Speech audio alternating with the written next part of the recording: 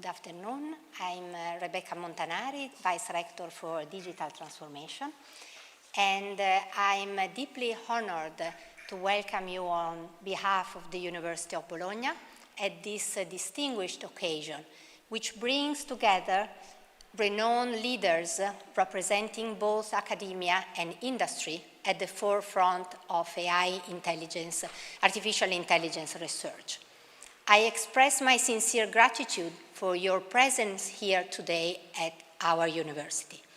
This event clearly demonstrates the importance of international research and collaboration as essential means to understand, guide, and responsibly govern this transformative technology, and reaffirms the European Union's ambitions to position itself at the core of AI development, fostering trust, fairness, and new opportunities for individuals and societies.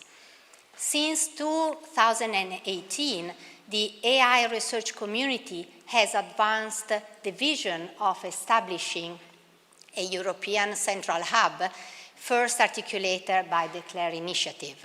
The vision aspires to create an independent organization, essentially a CERN for AI, with primary objective, mainly to unite researchers from diverse disciplines from across Europe to invest in broad foundational and long-term AI research and to strengthen the European AI ecosystems by engaging both academia and public institutions and industry.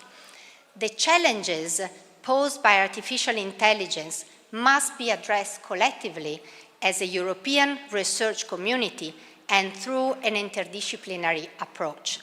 The University of Bologna fully recognizes their central role of multidisciplinarity in advancing AI research. In 2020, the university established the ALMA Human Artificial Intelligence Interdisciplinary Center, designed to integrate and enhance AI-related initiatives that had previously developed across multiple departments. The center promotes a comprehensive approach to AI research, combining diverse and complementary perspectives. And today, 28 departments are involved, bringing together around 520 researchers, engaged in over 180 projects and contracts developed since now. The center structure includes several specialized scientific units and includes also the one on AI and hard sciences, also foundation of AI and industry, reflecting the essential contribution of the hard sciences to advance modeling and scientific understanding of machine learning. It is a privilege that the proposal for the creation of the new European Research Center for Artificial Intelligence is being discussed here today within our university, an institution that has always stood at the intersection of tradition and innovation and has maintained a European vocation since its very origins. The University of Bologna has long played a leading role in the European University project and continues to contribute to the construction of strategic European partnerships and network through constant efforts of opening dialogue and cooperation. Let me also conclude that the University of Bologna operates in a territorial context that is experiencing the proliferation of great funding and cross-fertilization opportunities. Bologna is the heart of the European Emilia-Romagna data valley, with the majority of the computing capacity of all Italy located in Bologna, at INFN and Sineca, the largest Italian computing center and one of the most important worldwide. Unibo extensively cooperates with Sineca and INFN for AI co-design. So thank you once again for this distinguished opportunity for sharing the reflection on the European strategic vision on AI in this inspiring roundtable. Thank you very much. And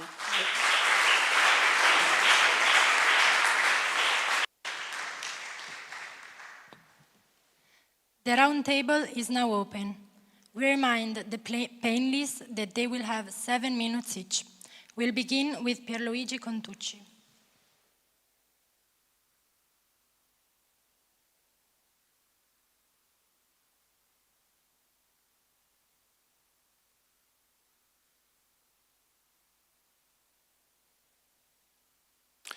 Thank you very much, and thanks for being here.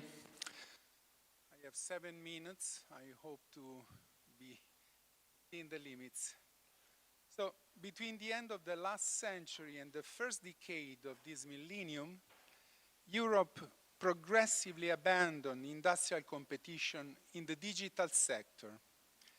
This gap has widened alarmingly, with exponential growth reaching a critical point today with unsettling effects.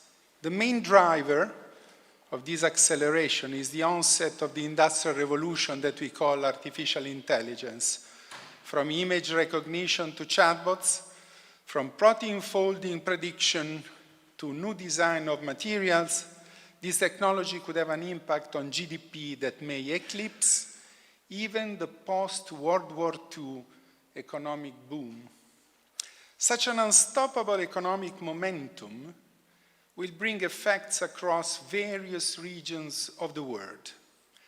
Countries that possess and produce AI are facing and will face more and more crucial challenges: financial, political, ethical, and legal, as well as those tied to the energy consumption and water consumption and to their environmental impact. Other countries, however, risk becoming dependent on technology producers, with prospects ranging from technological colonization to growing poverty. Compared to the United States, China, and emerging countries such as India and the United Arab Emirates, we believe that Europe has only one option. This option is to rediscover its nature, its true nature. Its continental dimension provides a foundation to participate in this industrial revolution. The actions needed are many, complex, and costly. Yet one action, potentially unlocking a range of reforms, requires a relatively modest investment to begin with, at least compared to its potential impact. And this action is the creation of a European Artificial Intelligence Research Center. The relevance and the effectiveness of such an initiative are not immediately obvious. Why should we build a center? So it required a careful explanation. The technology of deep learning, which allows computers to learn from data, is preceding science. It comes before science and is pulling science ahead. We are in a phase analogous to that of the steam engine in the 18th century. We knew how to build and operate the steam engine, but we didn't yet understand why one model was more efficient than another model, or we didn't know the principle behind their functioning. These questions drove the birth of thermodynamics, which laid the foundations of the industrial power. They define what the Western world is nowadays. So why Europe? Why are we called to build this center? Because within the DNA of the old continent lies the cultural richness, the human capital, often threatened to brain drain, needed to do so. A European center would coordinate collaborations between universities, research networks, startups, industries, would attract talent and providing support, placing us in a strategic position to influence the future of technological development in an autonomous way. Together with Paolo Branchini, from Istituto Nazionale di Fisica Nucleare, we have conducted over the years feasibility studies for different models of European AI centers, which range from one which is focused primarily on the human capital, the one that is less costly, to a more ambitious version that could evolve over the years. Giorgio Parisi at the New Year Forum emphasized the importance of this center, highlighting that it would guarantee transparency, accessibility, preventing AI from being dominated by the industrial secrecy. In drafting the manifesto that will be presented in some form at the end of this session, over the past few months, we have found a broad convergence of ideas and intention with very many colleagues, although not all of them. Yet it is precisely the differences between our positions that make the project of a European Center a visionary one.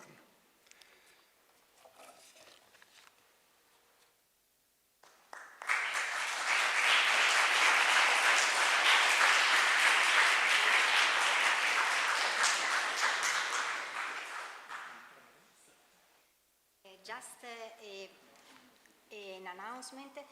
We have a delegation, student delegation, that have asked to talk and discuss for 5 minutes about the Palestine situation. We have agreed as a university to let them discuss and present their position. So I just interrupt the works just for 5 minutes and allow the student delegation to enter the room. Thank you very much.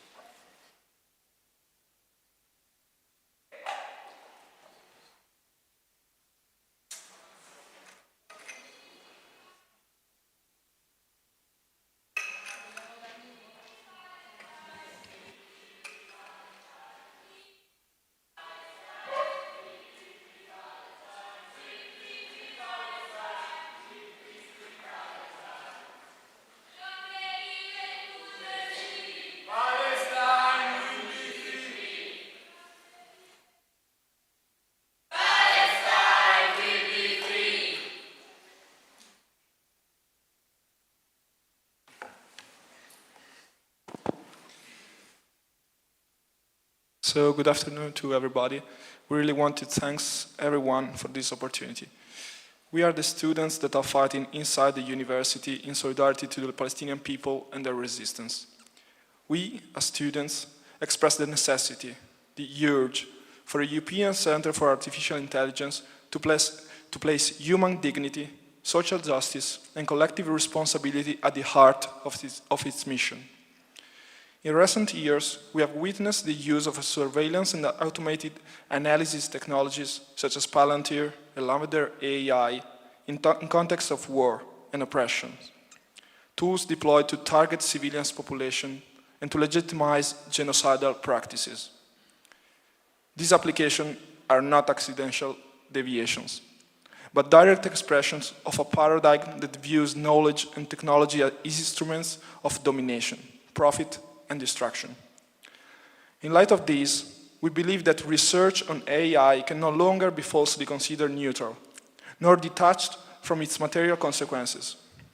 Every researcher must acknowledge their ethical and political responsibility in relation to the systems of power their work does sustain. In this context, apparent neutrality is complicity. We therefore propose that the new European Center for Artificial Intelligence be founded upon the two following non-negotiable principles. Number one, rejection of all funding, direct or indirect, from companies or institutions connected to the production and trade of weapons, including entities such as Leonardo SPA and other firms within the military-industrial complex. Moreover, we demand transparency and traceability of funds, supported by a binding ethical code that prevents cooperation with organizations profiting from war, surveillance, or colonial exploitation. Number 2, commitment to an AI directed toward the realization of a good life for everybody, an artificial intelligence that serves liberation rather than profit, that does not deepen inequalities, but instead restores voices, time, and power to people and communities. Palestine has taught us to resist, to recognize that profound connection between technologies of war and those of control, and to understand that how knowledge itself is a site of struggle. Our proposal stems from this awareness, that research is a constitutive element of reality, and that the freedom of peoples and the global justice must be the foundation of all innovation. We call upon European academic and research institutions to take up this commitment, and upon everyone working in the field of AI to sign a pact of ethical responsibility, never to contribute in any form to the design or implementation of technologies that foster violence, oppression, or inequality. Only then can we truly speak of progress. Only then can we build a future where intelligence, artificial or human, serves life itself. We stand here, waiting for you to take a stand with us, to take a position, because this is the moment to do it. Tomorrow would be too late.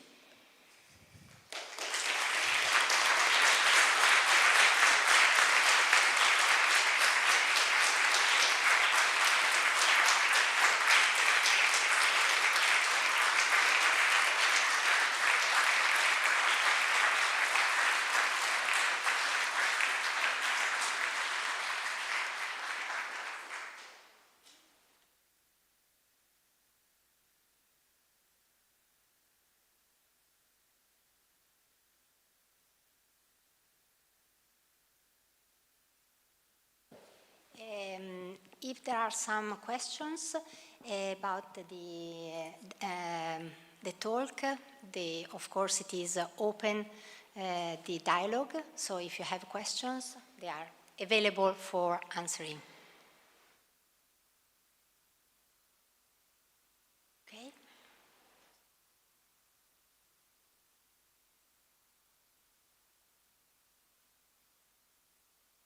Yeah, actually, sorry. What we're asking for are not questions, are not delucidations or a stance.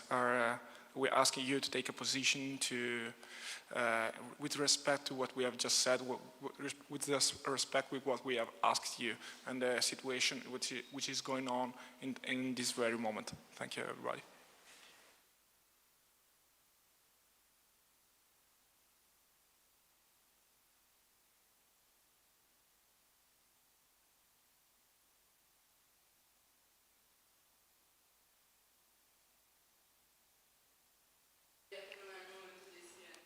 No, I think we can answer. In the previous talk, it has been clearly outlined that ethical issues and a responsible approach to AI is mandatory. So I think this is one of the objectives that is not complementary but mandatory, and is a sort of foundational value.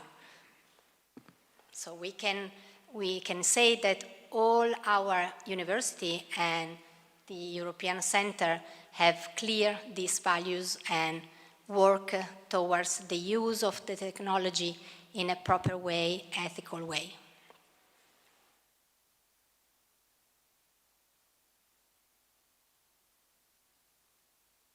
The center is not already established, so we are talking about the vision of European Center. So we are not now establishing the collaboration with companies because it is only a vision. So I think that we can agree on the visions that, as our university has done, we will carefully look at the companies and what is the purpose of using the technology, but we cannot say anything about the companies. Then it is not already established. Actually, if you are talking about vision, there are two very different visions. One which is a vision of death, a vision of genocide, a vision of war. And this is what we are asking for. We are asking to be very clear about which is the vision we are foretelling for our future. We are putting the basis for what will be the next year, for what we will build in our future.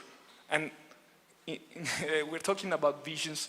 This is something that has to be inserted in a manifesto, in a collective vision about what the future of AI must be.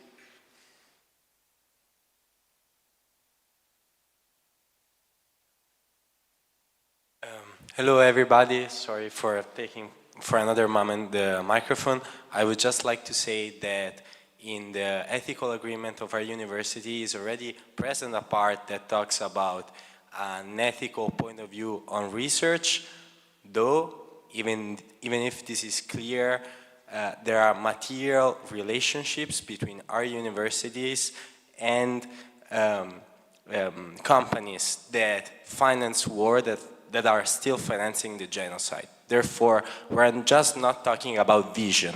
We are talking about a clear point of view and transparency about the economical and material relationships between any research that's going to be done about AI and any companies that are involved in what is going on right now in our planet.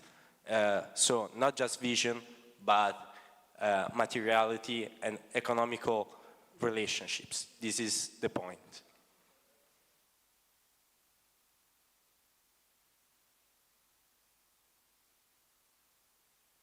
I think that I can say that one of the manifesto point is again ethics. So I think that this is part, as I told before, as a mandatory value. So ethic means we are not, of course, for war. Ethics means that the technology is not for dual use. So our research community is committed not to build technology that will be used for crimes or dual uses, but for well-being of our society and for the development of a fair society.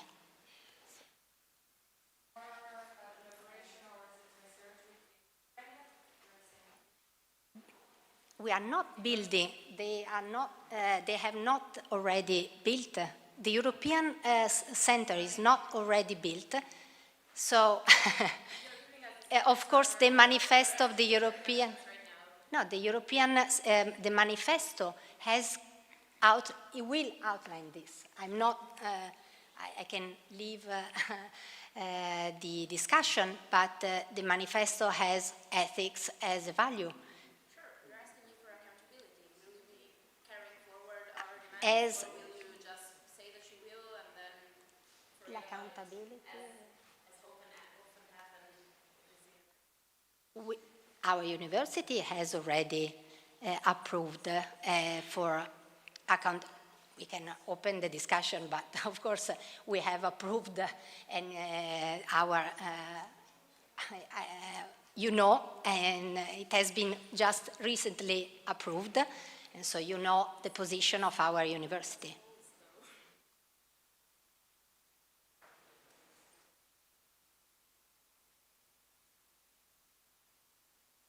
That's no answer. Thank you. That's not a satisfactory. No, our university has already expressed the position.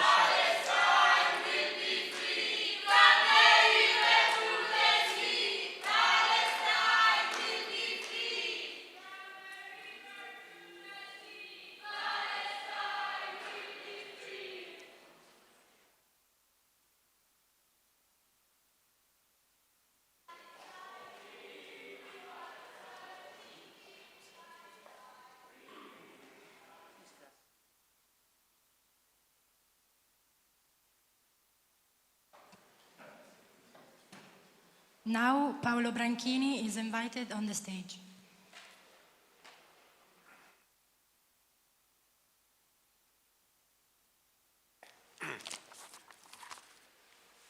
So first of all, let me thank the organizers for this interesting meeting. I've been attending part of the seminars this morning and they were extremely interesting. I would like to make a comment. If we don't want to be just customer of this technology, we had better think about a European Center for AI, since it's the only way that we do have to have some influence on this battle. But let me just remind you the problem of the human capital, which has already been touched by Professor Pierluigi Contucci. Because I would like to give you some numbers, since numbers are hard-headed and it's relevant to know what is happening outside. So about the human capital, we can say that we are about slightly more than 200,000 people per year getting their degrees in information and technology in the European area. More or less, we are talking about 4.5% of the population, of the student population. In Italy, unfortunately, this number drops down to 1.5%. If we have a look at the United States, their numbers are no better than ours if we compare them with respect to the, let's say, the number of people living there. Slightly above 100,000 people per year are getting their degree in such a kind of field. China is an exception, and we are talking about slightly more than 500,000 people getting their degrees, so exactly as India, getting their degree in the information and technology. And this is relevant also to know that if you're talking about STEM, in China, the population of people getting their degree in STEM each year is about 4.3 millions. So, this is the landscape. Now, it's rather evident that Europe has its own culture, and the education system we do have, has nothing to envy to the other education system. But nevertheless, there will be shortage of human brains rather soon, and we run the risk to get brain drained by for instance, the USA, in order to support this technology, which is strongly based on, let's say, empowered by human brains and, electric energy.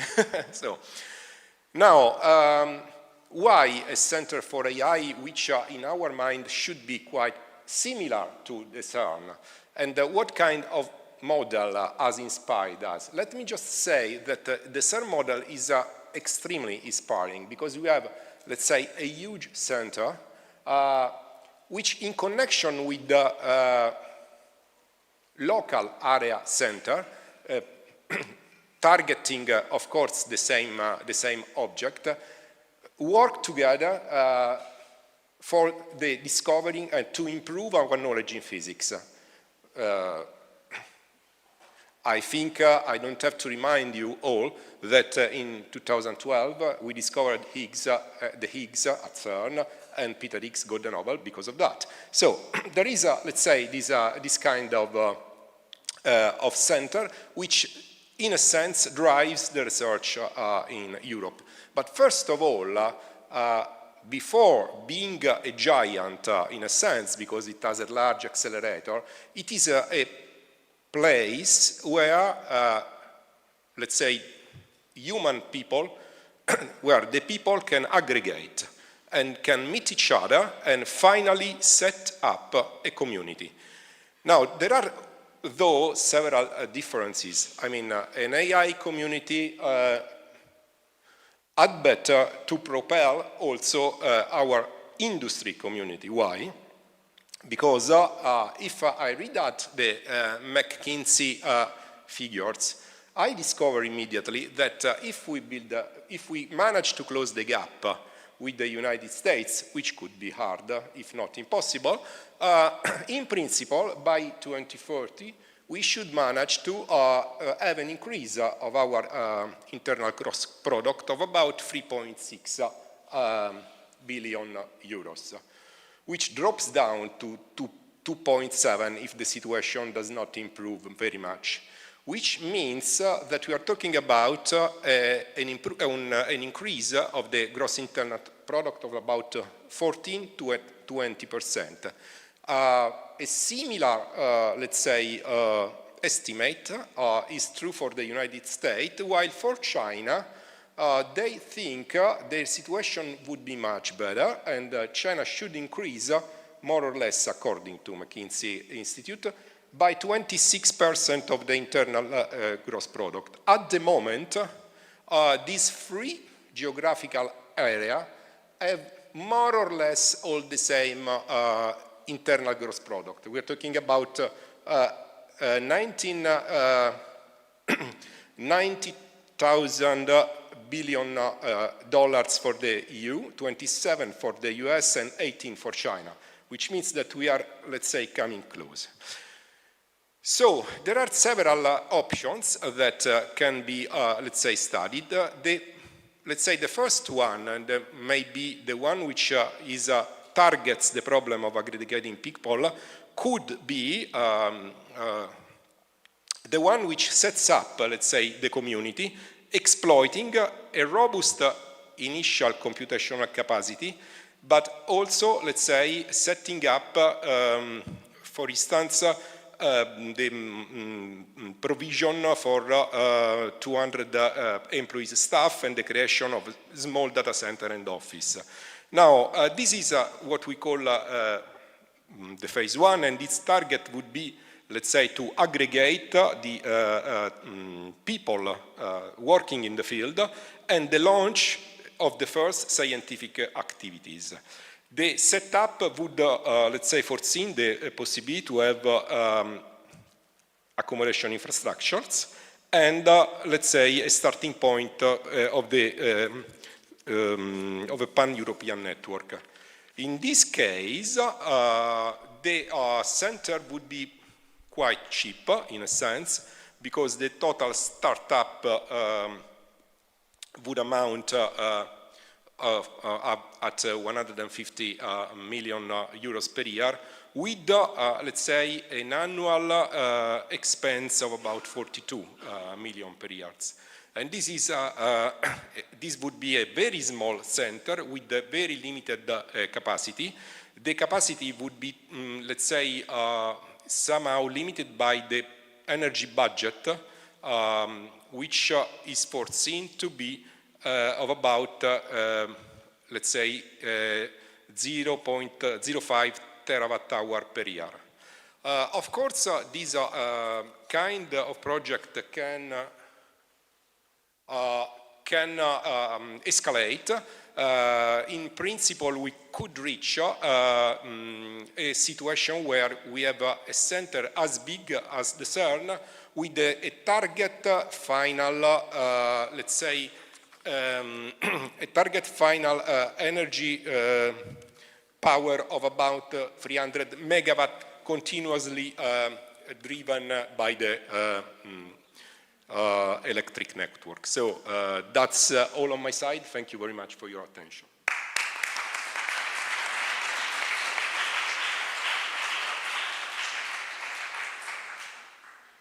Now, Cédric Villani, who is connected online. Hello, hello, do you hear me? Yes. Hello, friends. Glad to be with you guys.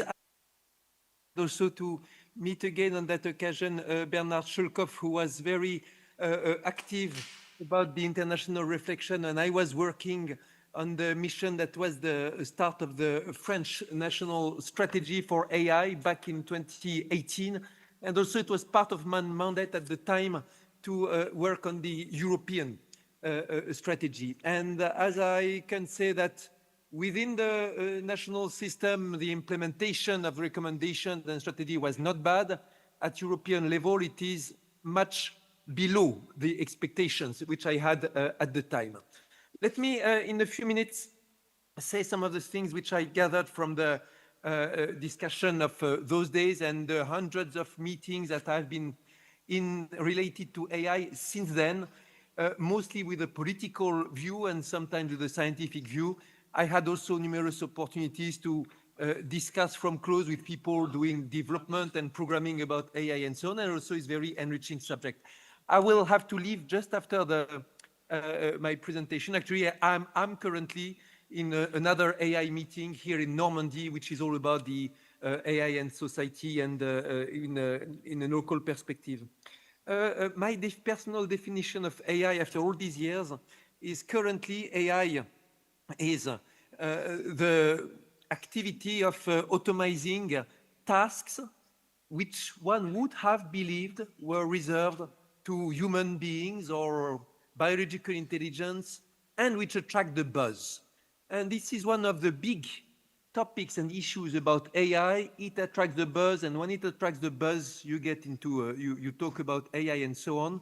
It's interesting in terms of opportunity, for instance, to talk about science in public debate, but it's also an enormous problem everywhere to have rational discourse, and everywhere the debate is polluted by the buzz and the tensions and sometimes the religious type of attitude that you can see in many parts of the world towards AI. And as scientists, we have to try to make clear where are the real strategic issues and where are the real challenges. Of course, AI is where science and the algorithmics meet the issue of tasks and action in society and so on. And so you have, as we all know, an interplay between algorithmics and mathematical sciences and information sciences, but also with other sciences when there is cross-development, but also with the industry and in particular the infrastructure with the three key infrastructures which are communication, data storage, and computing. And also it is interaction with the society at large, the economic world, the media world, the society and the politics and so on.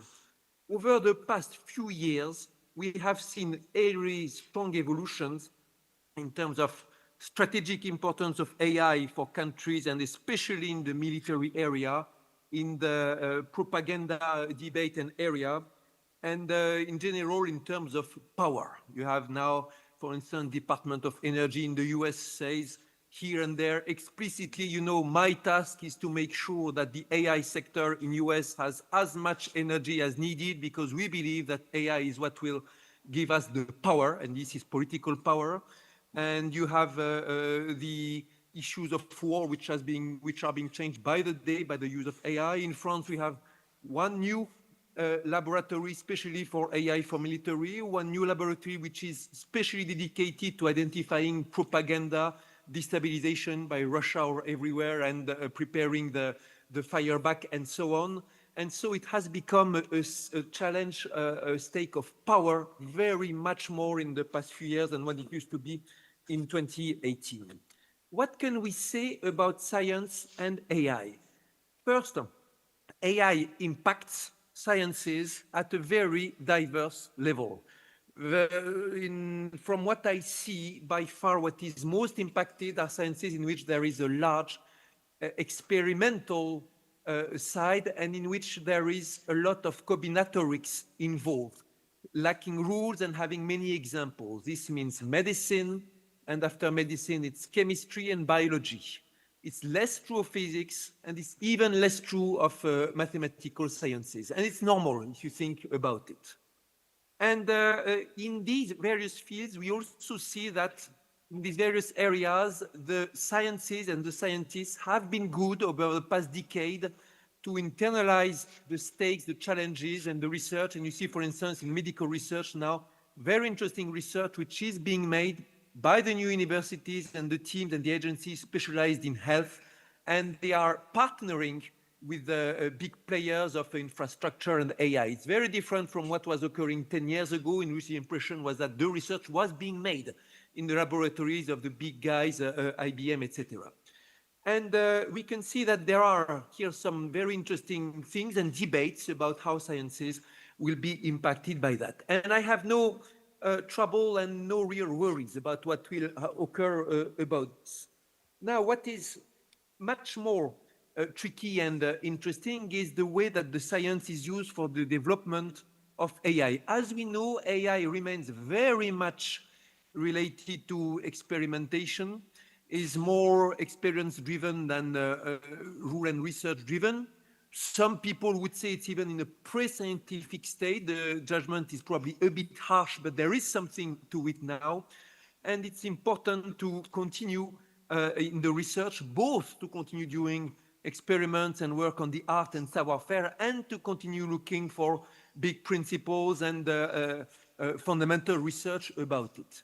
I was personally amazed to see some of the features and areas in which I had done research for part of my career related to statistical physics, related to issues about relation of measure and statistics and curvature and whatever, a number of these issues being used and taken up by people doing research in AI and used and activated to develop their own research. And I think one of the most interesting things about AI is that from AI you can really go into any subject.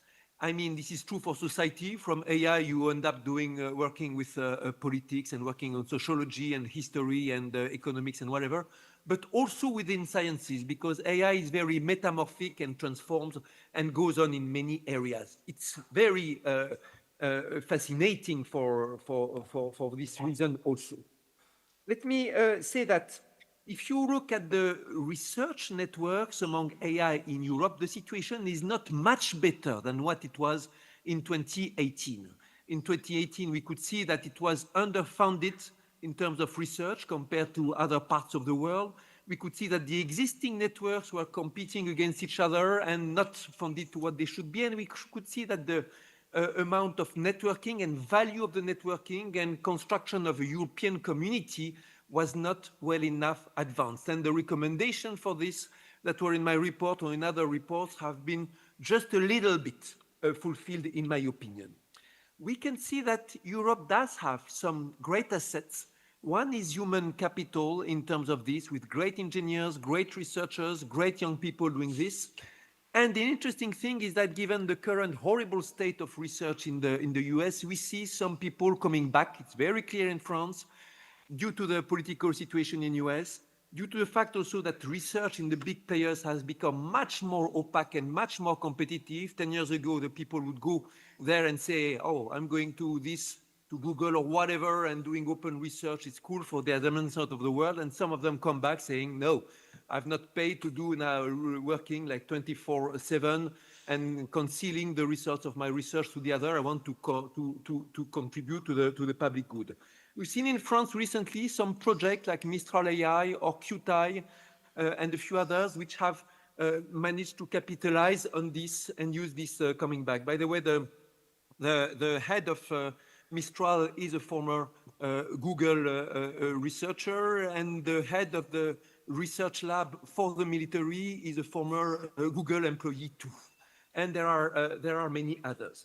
So good human resources for which we have to give money, perspective, and means. Means also be having access to calculator and the way to experiment their stuff.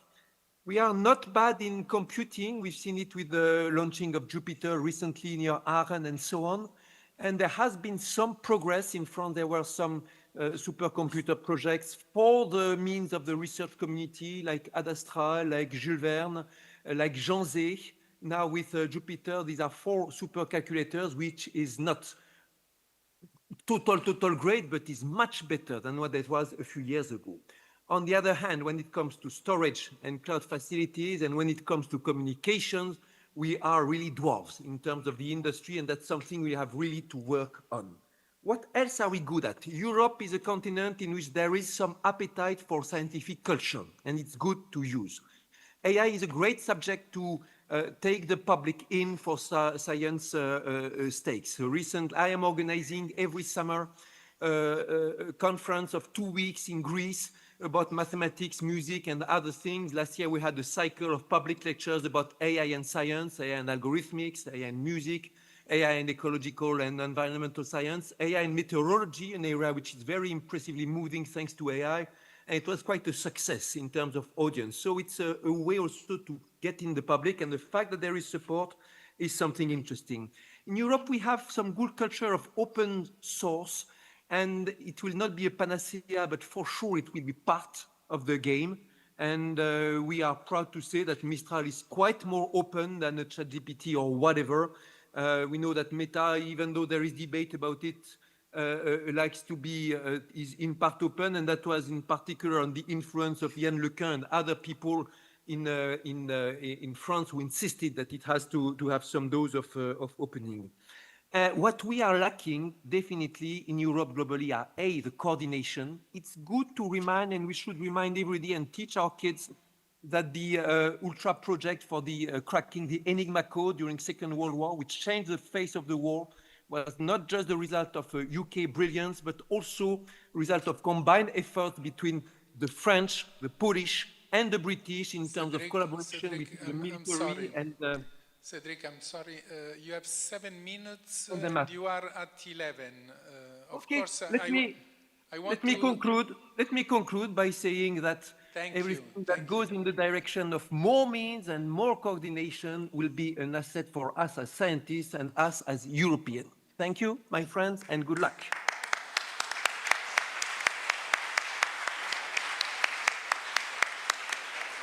Thank you very much.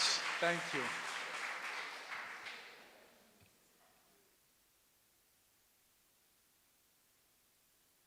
Now, Michael Bronstein is invited to the podium. Thank you very much. So it's a great pleasure to be here. Thank you for the invitation. So I prepared a couple of things, but maybe I feel necessary to address the uninvited intervention, so to say. So if you followed the news, yesterday the Nobel Prize in Chemistry was given to a scientist of Palestinian descent. And in the interview, I think the first question he was asked about his Nobel Prize. So I think his first words were saying that science is an equalizing and uniting force. So I think it's unfortunate that the students that came before chose to send a maybe more divisive message. So I think it would be a good idea if they listen to smart people and at least be more informed about things that they represent, like how the Palestinian flag looks like. But maybe talking about science and artificial intelligence, so I think we are, as Professor Contucci mentioned, we are now in a beginning of an era that probably is unprecedented in the history of science and history of humankind. If you think of the way that science has been done for centuries and is still being done, it has not changed since the time of Galileo Galilei or Isaac Newton. So it always was hypothesis generation, prediction and testing, right? And Newton himself used new technology, so he invented a new type of telescope to make experimental observations of planets and then basically to confirm his hypothesis about the law of gravity, that he then made predictions using pencil and paper. Nowadays, of course, we use computers, so a lot of things are done in simulation. But until very recently, the very part of the hypothesis generation was purely a human endeavor. So it was a kind of eureka moment, right, or a spark of a genius, or some kind of intuition. And probably for the first time ever, we have the machine that is not only just a mechanical force amplifier that allows us to calculate things faster or test our predictions in a better way, but it takes part, maybe still baby steps, in the creative process of producing new science. So I think we still just see at this point still the sparks of this new directions. So we see some exciting results, for example, from DeepMind, proving new theorems, or maybe discovering new materials. So I think it's yet to be seen, but I think it's very clear already that artificial intelligence is very likely to change the very way we do scientific discovery and scientific exploration. So the entire process of scientific discovery will be changed. And I think if we subscribe to this idea, and I think it's maybe debatable how soon it will come and which will be the first fields that will be affected, and I think in hard sciences, in life science in particular, because we need to deal with experimental data, we also need to think of the way that we acquire the data. So we need to think of new experimental sources that are co-designed with machine learning methods, with artificial intelligence. So artificial intelligence is not an afterthought that we throw it as some sort of magic dust on scientific problems and scientific data sets, but we co-develop the experimental side and the computational side together. And this is what we are trying, for example, to do in the new institute where I'm the founding scientific director, called ITIRA, based in Vienna. So we are trying to rethink and reinvent the way that biological sciences are done with the help of artificial intelligence. So I think it's also very important to realize that it's not only scientific breakthrough, so it's also changing the paradigm. So we need to attribute enough importance to training of people. So it's not only experts that will be creating the new AI systems, and maybe the systems will be creating themselves in the near future, but also domain experts, scientists that will be using these tools. And I think what is a potential risk that humans might become obsolete, right? So this is what we often hear. I think for sure it will change the way that the work that we do is performed. So we need to train also the next generation of scientists, but also probably members of the general public, because already these tools, everybody uses them, right? So even my son, who is 11 years old, uses ChatGPT, and it impacts profoundly the way that we teach at school, the way that we study. And it would be very problematic if these kind of cognitive skills that were thought to be uniquely human will be lost, right? So throughout the history of civilization, we lost many skills. So how many of us can nowadays, for example, ride a horse, even though just a few hundred years ago it was necessary for even our survival.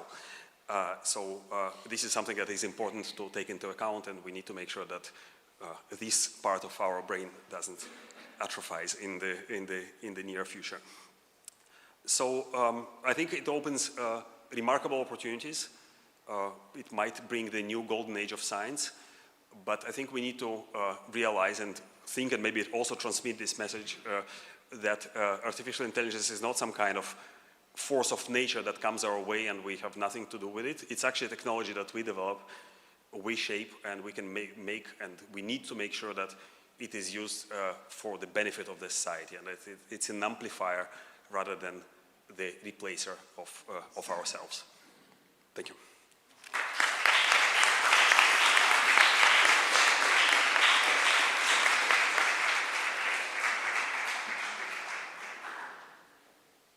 Now is invited to the podium Giuseppe de Pietro.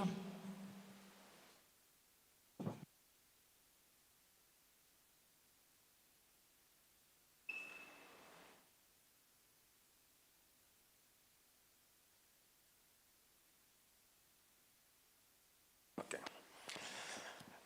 Well, good afternoon. First of all, I would like to thank Professor Contucci for inviting me and Professor Parisi to this big and important event. I'm Giuseppe De Pietro. I'm from Future Artificial Intelligence Research Foundation. Let me spend only a few words about this foundation. FAIR is a public-private foundation, which main goals are to implement, coordinate, and manage the largest Italian project, foundational project on artificial intelligence. And also we have the mission to promote the creation of a national artificial intelligence ecosystem involving researchers, citizens, and companies. At present, the FAIR ecosystem is made up to 53 university and research center and 83 companies. We work on foundational AI research in 10 different areas. For example, you can see from this book, you must enter AI, pervasive AI, symbiotic AI, and so on. Okay. Well, let me produce some data about the global AI investment, because I think that the one of the motivation why we need an AI European center. Okay, in 2024, USA invested about $350 billion in AI, followed by China with 130 billion more or less, and then European Union with almost $50 billion. Okay, then there is China. Well, if we look at the notable AI models released in 2024, we can see that USA dominates this in releasing notable AI models with the 40 key models. Then we have China with 15 models and Europe with only 3 models. So you can see a strong relationship between investment and notable AI models released in 2024. Okay? But if we will look at the scientific aspect, okay, the thing changed, because in 2023 China leads AI research output by volume, contributing over 23% overall publication. Europe is about 20% and USA about 15%. This means that we have a strong potentiality in research, even if we are not able to invest so much. Okay, so it's a good potential to stay all together. Well, another important, and then I stop with the data, is that which are the AI-related announcements about investment in the next 3-5 years. As you can see, the USA also dominates this in budget expensive with about $780 billion. Then we have China and EU with the same planned investment, but I would like to point out that the EU budget includes also the so-called von der Leyen plan for AI, which aims to spend about 200 billion euro, okay? But honestly, I don't know which is the true state of this plan. I don't know, maybe nobody knows, which are many actually available, and I don't know what we should buy, okay? Well, which are the current weaknesses, in my opinion, and in the AI landscape in Europe? First of all, we are 27 member states which have separated national programs. This is an unuseful duplication of efforts, okay? So, also we have a limited access to shared computing infrastructure, okay?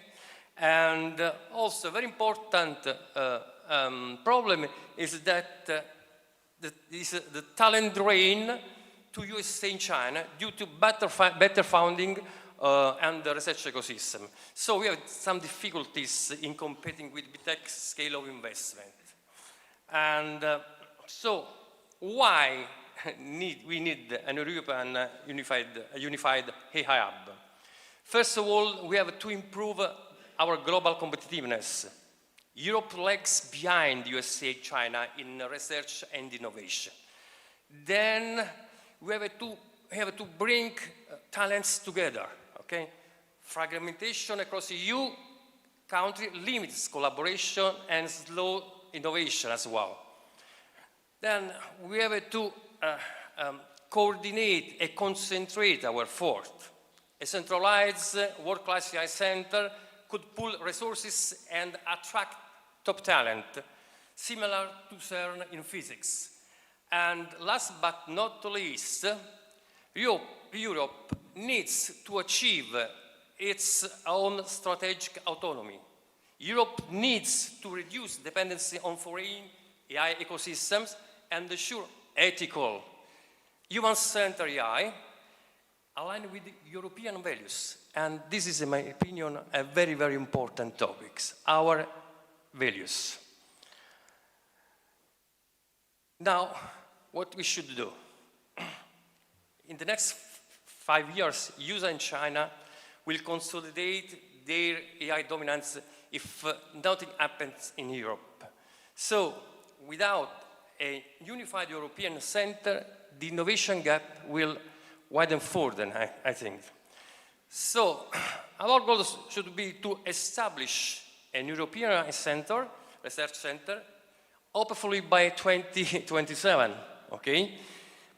By promoting a flagship initiative grounded in a strong political vision and a long-term financial support.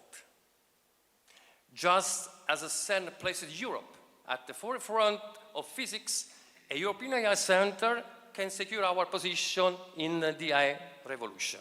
Okay? Thank you for your attention.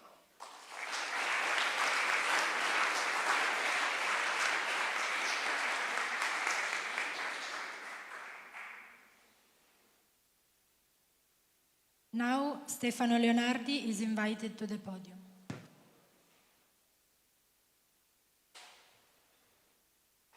So, thank you very much for organizing this meeting. I'll talk about how sorry. So I'll talk about algorithms and learning with AI agents. So the topic is that many important decisions for everyday life are now taken by algorithms and algorithmic agents. Thus, we really need the science that allow us to align the behavior of these agents with human values, and not only with private interest. So, with all data that are collected by algorithms that are transformed in actionable information, algorithms are increasingly shaping our lives.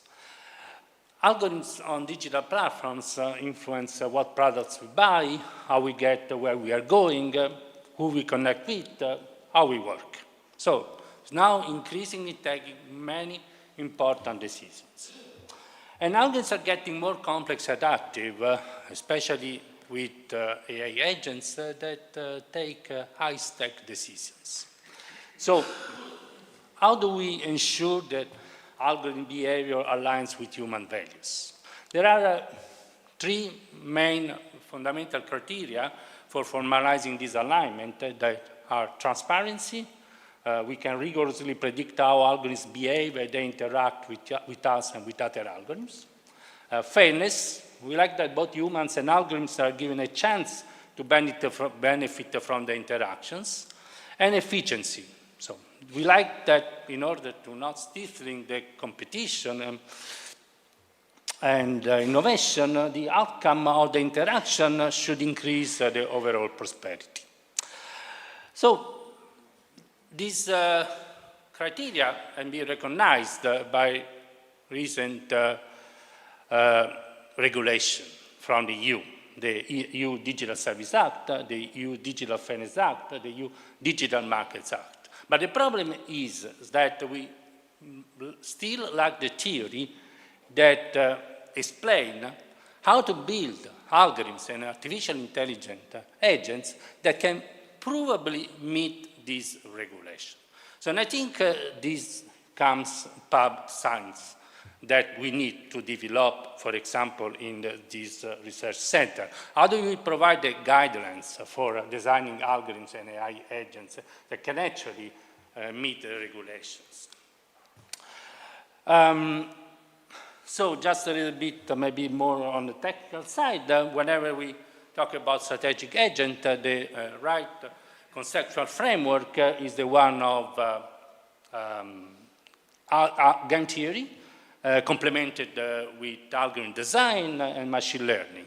The three components that make this framework are the rules that govern the interaction, the information, the design of the information which is released to the agent, and how the agent learn from past observations. And all these make the agent behavior.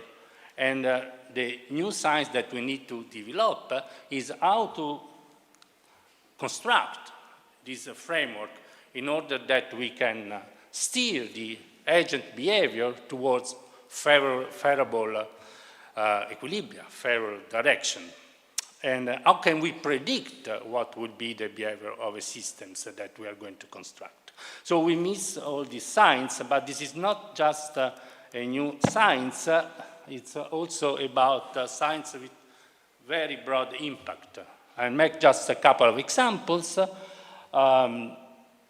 because the goal is to make, that is about markets and societies. The goal is making markets and societies to work better for everyone. First one is digital markets.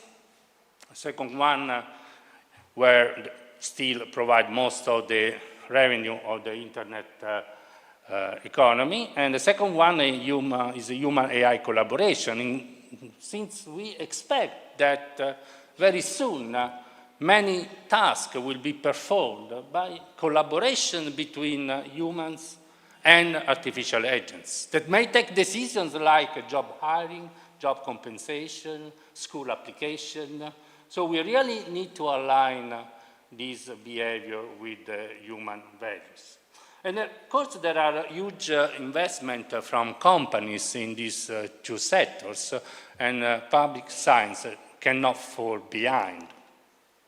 Digital markets, in digital markets, there are a myriad of algorithms that compete through economic mechanisms operated by algorithms, for example, to sell goods to customers that are targeted with advertisement.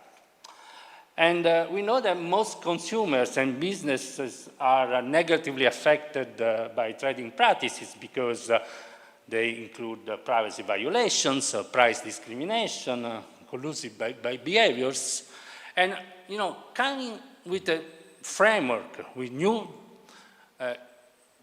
design principles that allow to make this fair and efficient is really a very important research challenge. And the goal is, of course, the one of shifting power from sellers and big firms to consumers and small firms. Let me talk about human AI collaboration, because with the advent of larger language models, many tasks are performed by artificial agents, so we really want to ensure the alignment with the human goals. Right now, for example, LLMs are not trained according to the user objective. They are trained independently from user objective. So the question is, for example, how can we optimize the LLM alignment in order to align with the user objectives? And, a multidisciplinary approach is needed here, because you need to formalize the user objective, you need to design the information for post-training, you need to design a machine learning methods that can learn adaptively the policy in a way that indeed there is an alignment with the user objective. So it's a big scientific challenge. So let me conclude saying that algorithms both shape and threaten our markets and society. Public science is falling behind in some sense. Existing theories do not govern the complexity of these systems or are developed in the private sector. We need to develop a principal algorithmic framework to predict and steer the behavior of AI agents. And this research will help to mitigate the risk, but also to give tools to the regulators that can provably set the requirements of systems that meet the standards and the regulation. So, yes, Europe is really at the crossroad, as also the previous speaker said, we have the regulations, but we don't have the science in order that meet these regulations. And I think that's a good reason to fund such a research center, give the opportunity to invest in science that works for society and not against it.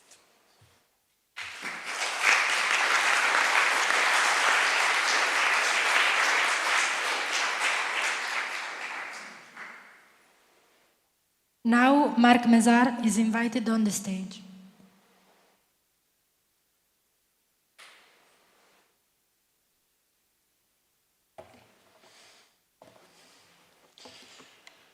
Yes, let me just mention one word about the students' position just before. I find, I mean, there will be many things should be discussed about their position. One thing that I find interesting and which I share is their concern about the use of AI tools in population control and warfare. I think it's a major issue. I am personally very concerned about that, including the possibility to develop autonomous lethal weapons and things like that. And we have to have all that in mind.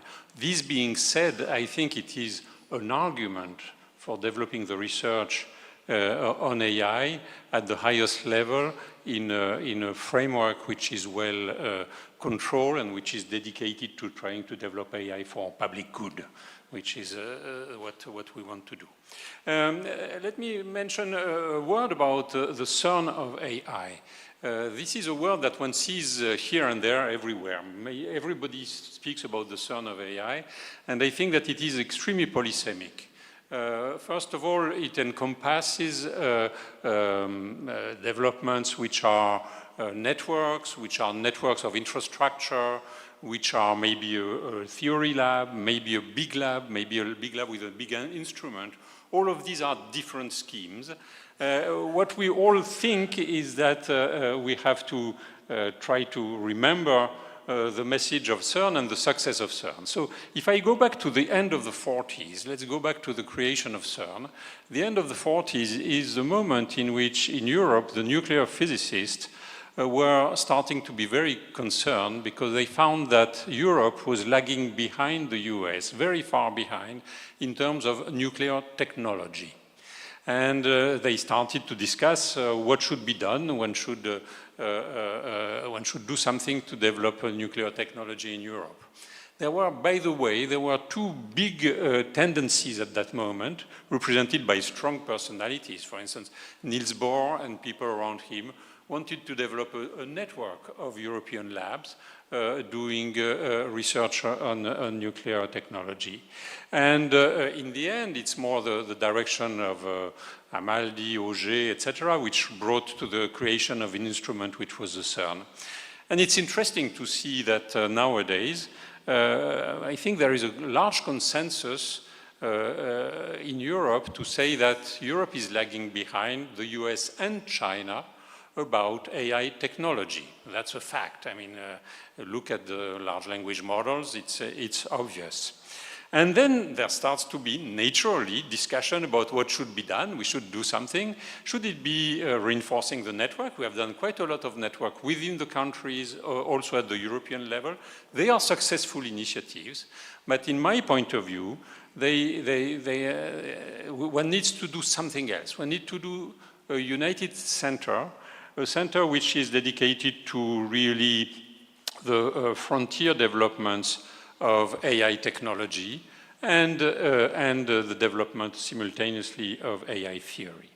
So the question is why we should do that? Is the fact that we are lagging behind a problem? Well, it was mentioned, I think, by Pierluigi at some point. At the beginning of the 2000s, more or less, Europe made a choice, which was a choice not to develop a computer industry and chip industry, but to buy them. That's a possibility. And one could say the same thing now. Well, we will buy the technology of AI, we'll buy the language models, we'll buy the software. Yet I think that many of us are worried about this perspective because we see that at the moment, the real frontier models, they are developed by a handful of very big companies, mostly in California and slightly in China. One maybe in Europe, but not yet at the right scale. And considering the importance of AI for the society, for the economy, for the science, and it was mentioned by Michael, the importance of AI for the future of science. This is a concern that I have, because the future of science, it's something that is dear to my heart, but it's also dear to what will be the development of the whole society in the future.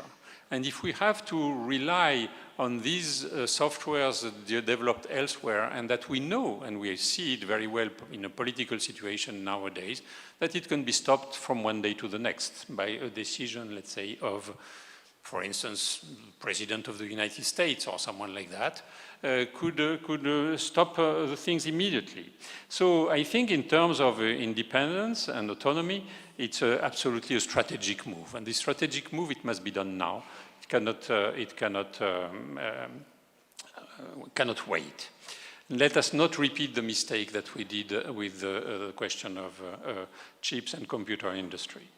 There are big differences with CERN at the same time. One difference is the time scale of the evolution of the field, which is not evolving on scales of tens or 20 decades, let's say, but really evolving on a 6-month time scale, which is very impressive. The second is the direct interaction with private sector. We know that physics development of instrumentation has an impact on the industry, but here I think that in terms of AI, it is much more important to be able to develop things simultaneously with a big interaction with the private sector, which raises immediately questions of data sharing, intellectual property, how you organize that. My feeling is that what is really needed is a lab which is very ambitious, which should be able to compete for developing frontier models at the European level. It will be, of course, complementary to all the other things that we need to do for developing AI in Europe, which is developing the competence, the training people, the human capital, etc. But this lab should be organized with a dual view, which is a view of developing really technology, the future application, the future developments, the new models. This is something, and really with this experimental, AI now is being developed, the AI frontier model, I see them as experimental development, and I see that with admiration, let's say. At the same time, we theorists, we are trying to make sense of all this, but the experimental development is crucial. For this, you need a big instrument. So I think I'm coming at the end of my 7 minutes. Let me just mention that this big instrument with the lab around it, I think it has several assets. It will give the opportunity to attract very high-level talent to Europe, and I'm sure that it will create this opportunity. It will also boost AI in Europe everywhere, because as we see from the history of nuclear physics and particle physics, the construction of CERN, the building of CERN, it created a hub which boosted the nuclear physics everywhere in Europe, which is a very strong part of physics, if you see it. It has been boosted by that. It has not been, it's not that if you do that, you do not do this. No, not at all. I think it will give a momentum to the whole development of AI in all European countries. So I think time is up for that. I tried to explain you what is my interpretation of this polysemic word of CERN for AI. CERN for AI should be a big objective, and we should aim high. At the European level, it's doable.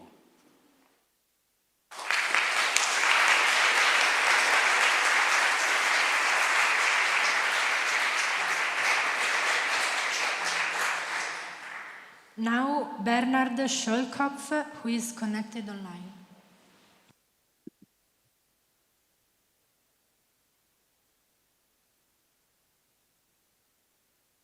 Thank you very much. So it's a great honor to be here. 30 years ago, I was a student of mathematical physics in London. And one day, who's the... He told me, there's this guy in Italy, I don't quite understand him, but I think he might be a genius. So a few years later, I was in Rome for a language course, and I made sure to go to the university and to see him in the flesh. So I attended a lecture trying to follow it with my poor understanding of Italian. So it's a great honor to be back here and tell you a few thoughts about both about physics, hard sciences, and AI, and about what I feel we should be doing and what's already happening. So we all think these frontier models are great, but I think they're still relatively crude. And I want to show you this with an example, first from standard deep learning, and tell you how this example actually generalizes to frontier models. So this is an example where people have trained a neural network to automatically classify pneumothorax images, and they are interested in whether one of the lungs has collapsed, and they managed to get a good classification accuracy. But afterwards, when they tried to field the system and applying to new incoming patient, it didn't work at all. And when they analyzed it, they noticed it looked at some specific spots, which is where the doctors tend to insert a little tube to let the water run out of the lungs. So that's part of the treatment. And of course, if a new patient comes in, you don't know yet if they have a pneumothorax. This little tube is not yet inserted. So there's a correlation in the training set which doesn't exist in the test set. So it's what we call a spurious correlation. And the system fell for these correlations. And language models also do that. So here we have an example of what's called the Ebbinghaus illusion. I hope you can, I don't know how big the screen is, and I'm sorry that I'm not there due to a flu. I hope you can see it. The illusion consists of the fact that these two orange circles look like they might have different size, but in fact they have the same size. Now, suppose you're a language model or you're a multimodal model in your training set contains this image alongside with an explanation of this illusion. You might conclude different things. You might conclude that if disks are surrounded by disks of different sizes, you have to be careful about interpreting their size. Or you might just conclude, if I see two orange disks, they have the same size. Now, the second conclusion would be a pretty stupid one. That would be a spurious correlation. Unfortunately, it seems that's exactly what language models do. So if we show them this example here, ask which orange circle is larger, then what was at the time the best model said that both orange circles are actually the same size. And the same also worked with subsequent models. I started trying out all sorts of visual illusions. Here we have three other illusions. So here these segments have the same length. Here this is it's a straight line. Here these lines are parallel. If we now generate exaggerated versions of these illusions, then the language models fall for all of them. So it claims confidently that this length is the same as this length. It claims confidently that this occluded line is a straight line and that these lines are parallel. So that's the current state with spurious correlations. On the other hand, if you try to understand spurious correlations in an intelligent way, not just in the standard way of pattern recognition in large data sets, but if you try to understand mechanisms in the causality that generates these dependencies in the first place, then sometimes you can even use spurious correlations. And we've built an algorithm in the field of exoplanet search that does exactly that. It was working on the data from the Kepler Space Telescope, and the idea is basically to explain away using spurious correlations that exist between measurements of different stars that might have exoplanets or not, use these correlations to explain away the instrument effects from a star of interest with the goal of reducing noise and being more sensitive towards the detection of exoplanets. So without going into further detail, we did this on a large data set of potential exoplanets. We came up with a list of around 20, 30 exoplanets. A few years later, one of them got famous because it was the first exoplanet that was both potentially habitable, so the right zone in terms of distance from the star to allow for liquid water, and the first such potentially habitable planet where water vapor was found spectroscopically in the atmosphere. So that was exciting. This planet then led to this notion of a Haitian planet, because astronomers were arguing that it's completely covered by a water ocean and a hydrogen-rich atmospheric envelope.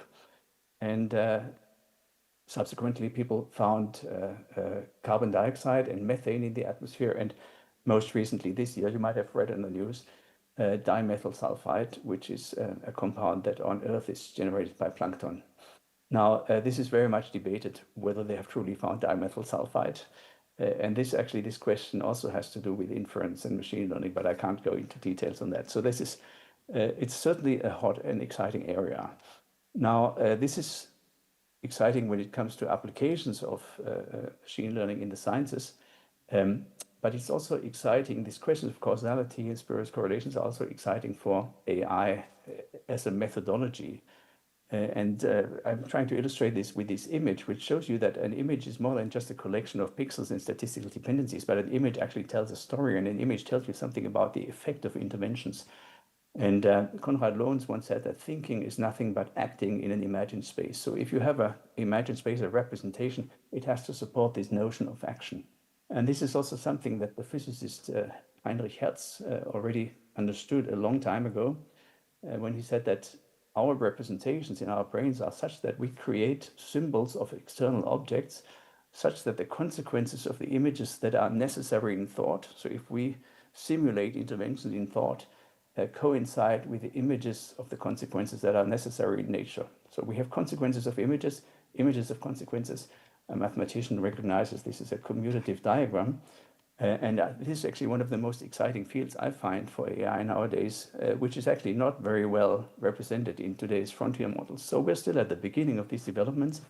And this is, of course, why it's so important, the topic that we're talking about today. How do we make sure that Europe can drive these developments? And in this context, I also briefly want to mention ELIS. So we're engaged in a lot of discussions. It was also inspired by CERN and by EMBL. And at some point, we kind of stopped with the discussions. Is it centralized? Is it distributed? We just said, let's start building something. So we built a postdoc program, PhD and postdoc program, where by now we've had more than 10,000 applications of students. We built a network of sites, and I should say this also includes sites in Israel, and it's important to include those sites because I think Israel is one of the countries outside Europe that is closest in terms of the values. We've also heard about this necessity of building AI in a certain cultural context, and I think we can do this together with Israel, places like Israel. And also we've built research programs, and if you go to the ELIS webpage, you see all the activity that's happening, summer schools, winter school, also schools about how to do startups. And this autumn, we will have the EUREPS conference, which is the European version of the largest machine learning conference that takes place in America this year. So lots is happening. We've had, I'm representing now the first ELIS Institute, which was founded in Tübingen with a large private donation. And in Finland, people are about to inaugurate the first Finnish ELIS Institute, and we're hoping that many will follow, hopefully also in Italy and other countries. And we've been also working together very closely with Canada, the CFAR. So we have CFAR joined the ELIS PhD program. Here we've got Jeff Hinton, who told me at the time, as you might know, he's a psychologist by training. He said he used to take the Turing Award as an excuse for not knowing computer science. But now with the Physics Nobel Prize, he's taken it to the next level. And here we have Jan, I think, who will join us later today, and Joshua. So there's really, I think, a convergence of countries that are trying to work together because they share the same approach towards AI. And with this, I would like to conclude and tell you I'm very much excited, not just by physics as a basis for some of the developments that we're doing, but of physics as an application area that's being transformed by AI. And this brings with it all sorts of exciting problems. And I think we're only at the beginning of those. And Europe is still in a very good position to reap the benefits of this. Thank you very much.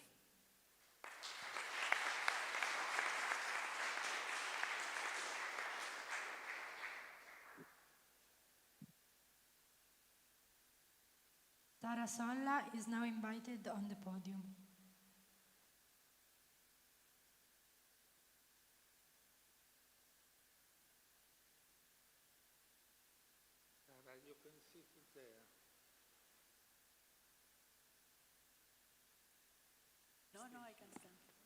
Nobody will see me, but I can stand. Okay, so I should start by saying that I am a physicist and I am a theorist. As a physicist, my education has allowed me to see in action the great benefits of a strong collaboration between theory and experiment. When I look at the large amount of activity of AI in the United States, as represented, for instance, in a conference like NeurIPS, where currently almost 10,000 papers are presented for evaluation every year, what I see is a lot of papers where there is a data set, there is benchmarking in the sense that some algorithms have been already used for that data set and achieve, let's say, the performance of 95%. And then somebody suggests or has an idea for a modification that I would almost call a hack that allows the performance to improve from 95% to 95.6% or even 96%. And this is considered an achievement, and I guess it is in some sense. But even when a hack works, we have not done enough work in trying to understand why it works, how it works. Does it work only for that particular data set? Does it work for a whole class of problems that share some similarity with the problem for which this algorithmic approach was successful? If there is a class of problems for which this algorithmic approach can be successful, how do we characterize this class? So all these are very important questions that are currently, even in places like the US, where there is a lot of activity going on in this field, these are questions that are currently overlooked. And in that sense, I think the creation of a center like the one is being discussed here offers a unique opportunity. If I may be a little bit historical, when this current revolution started in the early 80s with the work and papers by John Hopfield in 1982 and 1984, these were suggestions that were sketches of an idea, somewhat worked out with a little bit of mathematics, but mostly demonstrated in a couple of numerical examples, numerical simulations that showed that the idea was, that they work as proof of existence. They showed that the idea could be implemented. But if you think about all the work that happened in the 80s and early 90s following that discovery, it happened mostly in Europe and Israel, as somebody pointed out before me. And why is that the case? It's because there is in Europe a very strong tradition in studying what I call the physics of disordered systems, the physics of complex systems. So a person who's trained like I am in statistical physics is used to consider systems that are composed of many components. Each component is relatively simple, but they interact. And then the complexity of the population, the complexity of the system as a whole arises because of the collective behavior. It doesn't arise because each of the components was capable of infinitely complicated things. And this way of thinking is very powerful when you try to understand the current systems of artificial neural networks. Except that in physics, we usually know the interactions and try to study the properties that the system will have. Here we want a system that has certain properties. For instance, we want a system that can produce language. So we know what should be the functionality of the system. And what we are trying to adjust are the interactions. We don't know the interactions. They are not interactions that come from studying networks, studying nature, and from trying to understand how elementary particles interact. So it's an application, it's an area of studies for which statistical physics provides wonderful tools and at the same time has opened completely new areas in statistical physics by studying the space of interactions instead of studying the space of properties of a system that emerges because of these interactions. So I see in the cultural and the educational and the human capital of Europe a unique opportunity for creating a very strong framework in which these theoretical ideas can be developed always with a view to applications, of course, because it's the interaction between theory and experiment that causes the progress that we all want to see. And it's important to know that blind experimentation is a little bit like people say throwing pasta to the wall and hoping that some of it will stick. It's not a guided exploration. The theory and the theoretical developments provide a very important guide for the exploration. You can infer suggestions on what to do next from the algorithmic and implementation and application point of view from the theoretical developments, from gaining in understanding, for gaining in conceptual depth. I think that when you combine that with a strong regulatory environment that you have in Europe in the sense of defense of the consumer, I'm always surprised when I come from the United States how often as I navigate the web, I'm asked about safety from cookies and things that safeguard my identity. You might believe that this happens everywhere, but it doesn't happen everywhere. So you already have a regulatory infrastructure that includes these protections that were discussed earlier. We want to develop algorithms and tools that are for the benefit of humanity, not for destroying humanity, or they are for improving quality of life, not for decreasing quality of life. But an institution like the one that you are suggesting here would rest in the structure of an existing climate of regulations and protections.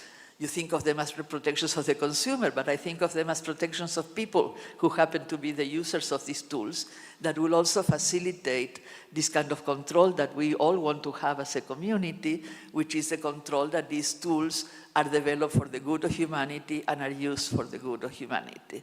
So again, not to diminish in any way the importance of applications, but because of my own background, I wanted just to give you a little bit of an impression of the importance of a strong theoretical component of the center that would allow us to understand why these things are working and would allow us to make better such machines that work even better because they are built upon a solid understanding of how they work. Thank you.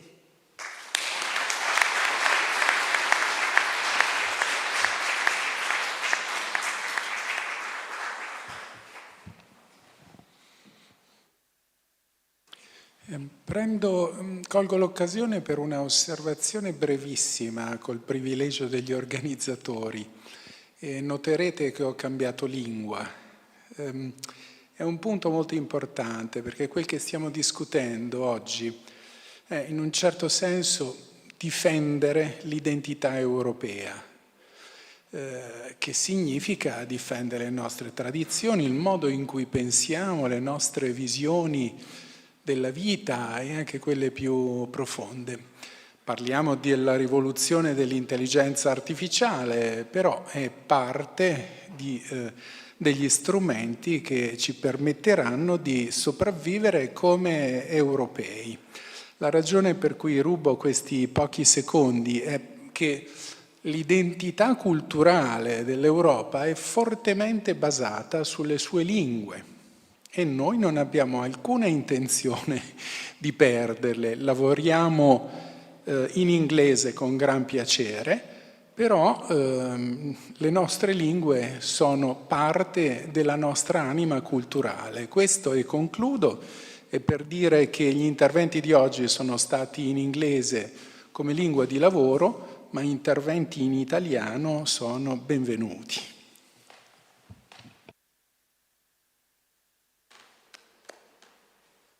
Andrea Ripa is invited to the podium.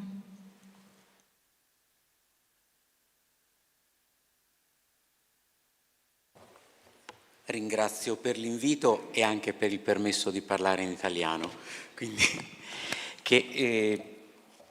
cosa che condivido nel senso che aiuta personalmente a sviluppare il pensiero in maniera più lucida. Comunque, il mio intervento è volto a mostrare la vicinanza e l'importanza delle materie umanistiche, non un caso la mia formazione in questo, all'interno di un progetto di natura scientifica.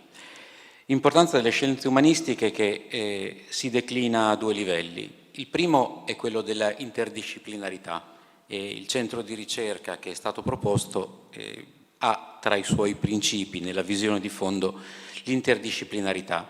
Se ci pensate, non c'è ambito che si possa studiare in maniera settoriale. Il sapere è unico, con la S maiuscola. Poi il mondo antico ce lo aveva chiaro. I filosofi greci erano anche grandi matematici e via dicendo. Nel tempo c'è stata specializzazione dal Medioevo in avanti che ha portato dei grandi benefici, ma anche una frammentazione che rischia di diventare settorializzazione. Se voi prendete come esempio la persona umana, la possiamo studiare dal punto di vista dell'antropologia, della sociologia, ma anche della chimica, della biologia e dell'economia e di quant'altro ci può venire in mente. Quindi prendendo un solo punto di riferimento, la persona umana, l'interdisciplinarità ci viene naturalmente davanti, ci diventa naturalmente qualcosa di necessario. Allo stesso modo credo lo possiate applicare a qualunque ambito vi sia più familiare. Quindi anche nel campo dell'intelligenza artificiale ovviamente è necessario uno studio che non sia solo tecnico, che non sia solo finalizzato a conseguire un qualche scopo, magari valutando bene i costi e i benefici, ma è necessario che ci sia dietro una visione di fondo, che abbia la persona umana al centro, tenendo conto anche dei costi e benefici. Sapete, la scrittura è stata una grande invenzione, la consideriamo tale da migliaia di anni, ma se andiamo a guardare ha impoverito le capacità della mente umana, perché ovviamente si ricorda molto meno. Noi che siamo un po' più grandini, da ragazzini ci ricordavamo un sacco di numeri di telefono a memoria, adesso praticamente neanche il nostro, se non stiamo attenti. È stato così con le calcolatrici che ci hanno risolto i problemi di fare le operazioni velocemente, ma hanno impoverito le capacità di calcolo. È stato così con la diffusione della plastica, che ha risolto un sacco di problemi in una certa epoca storica, si pensava anche che fosse bella, e adesso ce ne crea una marea. Ecco, una visione interdisciplinare ci aiuta a non avere i paraocchi come un cavallo, che tira dritto per la sua strada ma non vede cosa ha di fianco. Ci aiuta cioè ad inserire il nostro sapere, quello in cui siamo più ferrati, ognuno di noi ha il suo, nel sapere più grande, in dialogo con gli altri saperi, in una commistione tra gli uni e gli altri che vada appunto a formare una visione ampia d'insieme. All'interno di questo è essenziale che la persona umana rimanga un fine. Lo ricordavano anche gli studenti prima in qualche modo, non possiamo fare nulla cioè tutto quello che facciamo deve servirci a rendere migliore la vita delle persone e possibilmente del maggior numero di persone possibile. Così la persona umana deve rimanere il nostro centro. Per fare bene questo, credo sia importante dare brevemente qualche spunto sul corretto rapporto con l'intelligenza artificiale. Né l'essere umano né l'intelligenza artificiale crea nulla. Perdonatemi se lo dico, ma vedete come sono vestito, solo Dio crea. No, la creazione vera in senso filosofico è solo la creazione dal nulla. O se vogliamo, in una prospettiva laica, l'idea della creazione ci riporta al momento in cui la materia viene all'essere. Fossero anche atomi che si combinano casualmente, non c'è problema. C'è un momento sorgivo della materia e nessuno di noi, esseri umani, né l'intelligenza artificiale, può produrre niente dal nulla. Questo ci aiuta innanzitutto a collocarci su un piano che è quello immanente, che è quello del mondo. L'essere umano per sua natura trasforma, interpreta, scopre, ed è la bellezza della ricerca, e lo fa come una sorta di partecipazione all'atto creativo. Non è creazione dal nulla, è generazione di nuova vita, tra virgolette, a partire dalla materia che c'è già. L'intelligenza artificiale scende ancora di un gradino, non crea, non interpreta e non comprende perché non capisce, analizza, calcola, ma non capisce nel senso nostro, nel senso proprio, riorganizza i dati, trasforma le correlazioni che trova in nuove configurazioni, in distribuzioni di dati, in nuove apparenze di senso. La generatività dell'intelligenza artificiale è una sorta di eco della generatività primigenia e di quella dell'uomo. Le macchine riordinano frammenti di un mondo che è già dato, non creano nulla, ma proprio per questo rimangono uno strumento prezioso nella ricerca dell'ignoto e nella più approfondita comprensione del reale. Potremmo dire che a partire dalla materia che c'è all'inizio, l'uomo la interpreta, intuendo un ignoto che lo porta ad andare oltre, la dotta ignoranza di Niccolò Cusano. Quanto più conosco, tanto più mi rendo conto di quello che non conosco. La macchina riorganizza il sapere elaborato, ne facilita la comprensione e permette all'uomo di interpretarla di nuovo a un livello più approfondito. Quindi è essenziale per noi non confondere i piani dell'essere, quindi non attribuire alla macchina prerogative che appartengono solo alla persona. Le macchine scelgono, l'uomo decide. Le macchine scelgono in base ai calcoli che sanno fare meglio di noi, le persone decidono in base a un atto libero. Diversamente, se perdiamo di vista questa distanza, rischiamo di produrre un sapere che non diventa conoscenza, un insieme di dati, una marea di dati, oggi ne abbiamo a disposizione tantissimi, che però non diventano vera conoscenza perché l'uomo non è più in grado di elaborarli.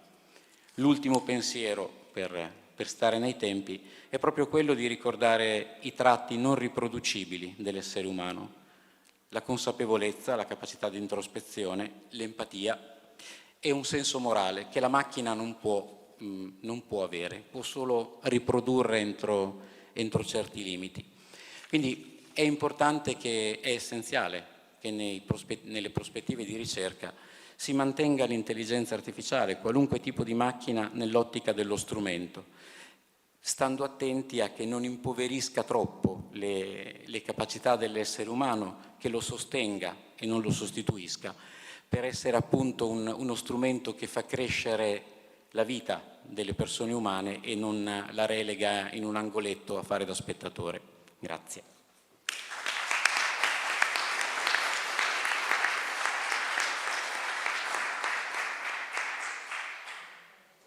Antonio Zoccoli is invited to the stage.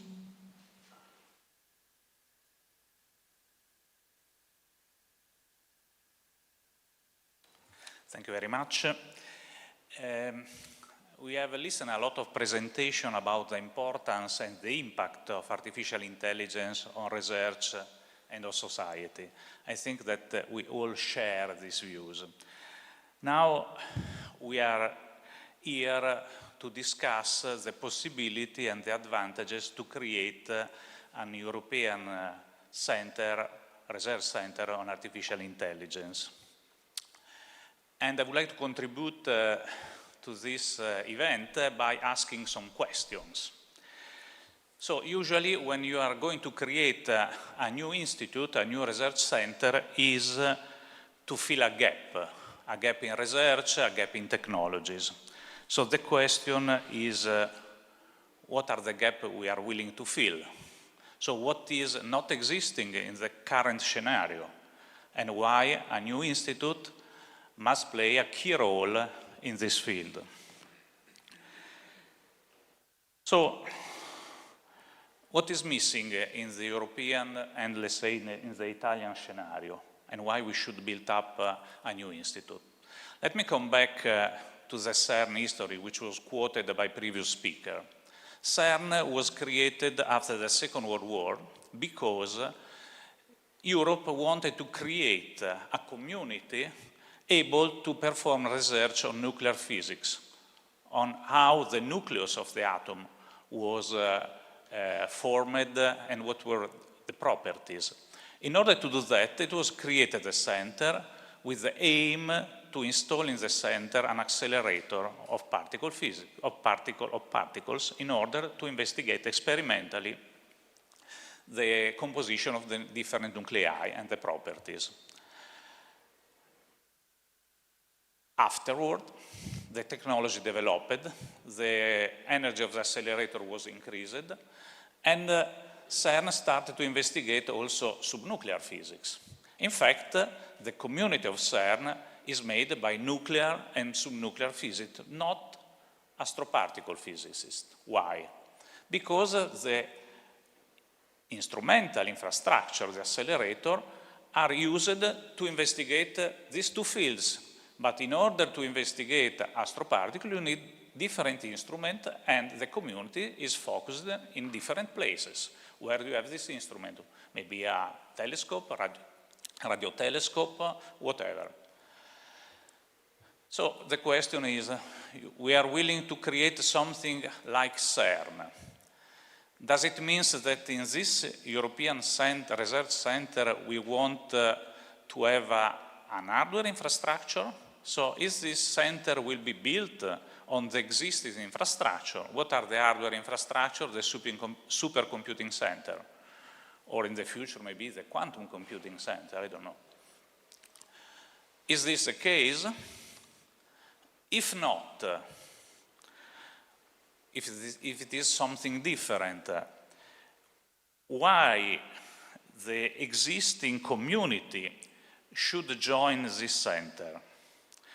As it was quoted, we have 27 countries in Europe with 27 different strategies on AI. Why people from this community should go to this new center and work together? So which is the goal of the center? Which is the mission? We listened to two presentations, one from FAIR in Italy and one from Ellis. So these are centers working on AI. We have in Italy created a new supercomputing center based on the recovery plan funds with a national hardware supercomputing infrastructure distributed with some 8 different activity areas to develop application on AI to exploit this infrastructure. We have also 2 areas where we develop hardware technology on quantum computing, on chips, and so on. So, what is the added value of this new center with respect to the existing initiatives? And how this new center could attract the European community to be effective? Maybe working on foundational AI, large language model, generative AI, on the explainability, or as somebody has quoted also on sociology, the impact on society, the fact that with AI you may control the society. This was also quoted by a previous speaker on ethics. So I think that is mandatory if you want to create a new center to define better the mission. So what is the main goal of this center? Which is the gap we want to fill? Which is the action which can be shared by the 27 countries in Europe? And maybe to help Europe to be competitive with China, as it was quoted, and US. I think that the foundation of AI is a really important issue, but is this a goal? I think that before going ahead would be fundamental to have an answer to this question. Thank you very much.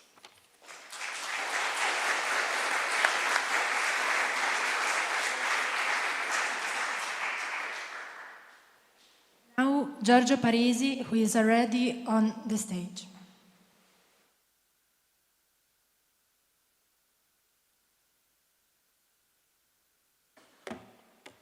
Thank you very much. Of course, as you have the different speakers somewhat have a slightly different view of what a center should do, or what, if a center should be constructed, it should be diffused, it was not diffused. My viewpoint is essentially the following. We have seen that we have an extremely large development of artificial intelligence in the United States and in China, while from the numbers we in Europe we stay behind. But if you look to what is just on the top of newspaper in this day at the conference, large language model, it's clear that large language models are not the end of artificial intelligence. I think that many people, among also LeCun, is stressing that there will be new form of artificial intelligence that will appear in the future. But new form of artificial intelligence that will appear in the future, not by chance, will appear in the future if you have a certain amount of dedicated scientists. We try to study better the foundation of artificial intelligence and to develop new ideas and new techniques to do that. And if artificial intelligence, most, not all, of course, the techniques were born in the 80s, in the beginning of the 90s, with a really very new idea, with some strong interdisciplinary commitment between people of different ideas. So I think that a center of this kind should be useful to have a critical mass, a critical point of people working there, in such a way that they can develop new idea. And of course, when you have developed a new idea, because artificial intelligence has to work, you don't have a new idea of how to do some kind of intelligent machine, but also you have to build them. It's clear that such a center should not only have computer scientists that of different kind, people coming from physics, mathematics, biology, neuroscience, and so on, discuss among themselves about the foundational problem. There should be either other people which work there that are able to transform these things in new code. And the other thing that is fundamental, that all this type of effort will be fundamental should be open science. One thing that we really need in artificial intelligence is to have completely open science, while we have open science, open model that we know, the one with Llama, the one from ChatGPT, sorry, the one from DeepSeek. We do not have open model for learning. And also we do not open information, the database that was started for learning.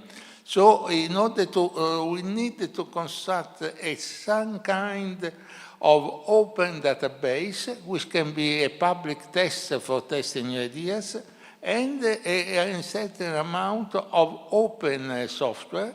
And all this is something that is likely to transcend, to go beyond the capability of a single country, that a single research center, which may have a different type of initiative. And I think that a center of this type would be, a European center of this kind would be quite useful.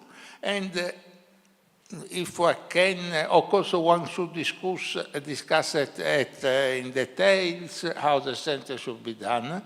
But for example, one can think an organization of a relatively small number of permanent people that can go there for 1 year, for a few years, and a very large staff of people that helps for all kinds of development that should be done.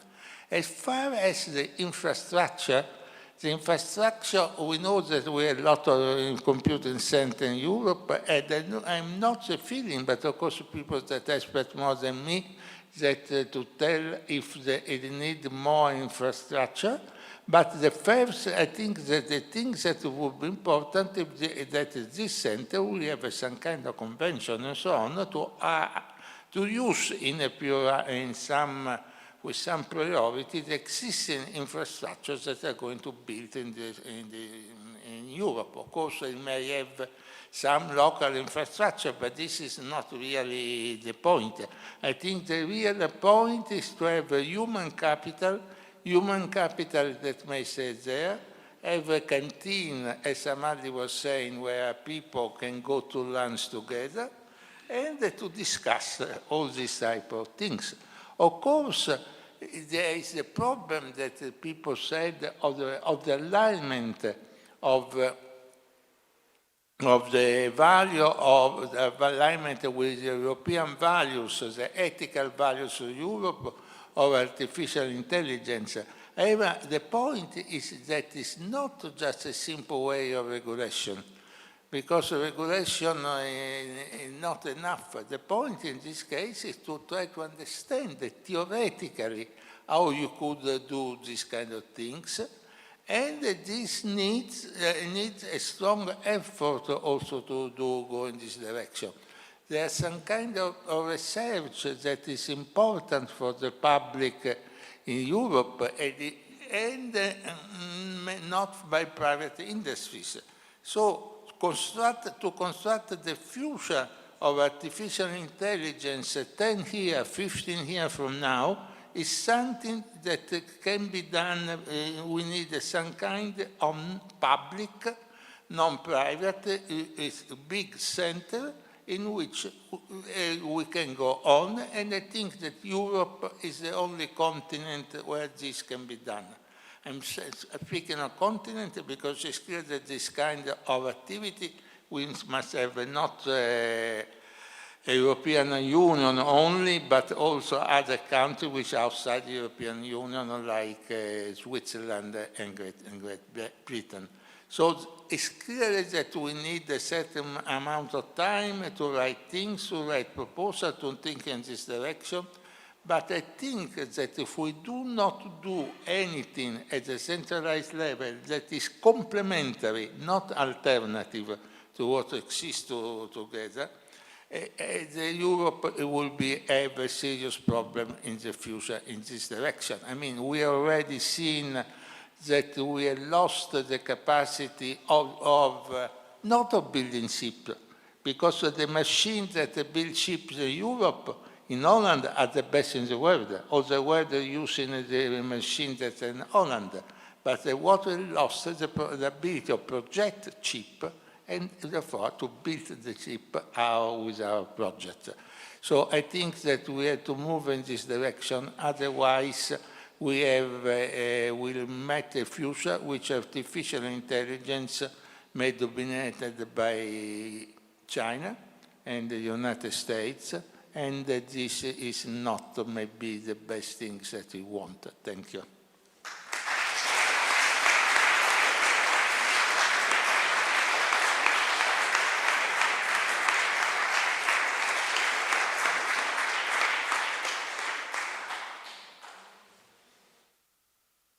The floor is now open to public and discussions.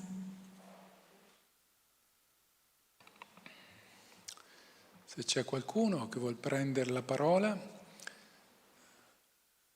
abbiamo sicuramente Fabio Pammolli. Thank you.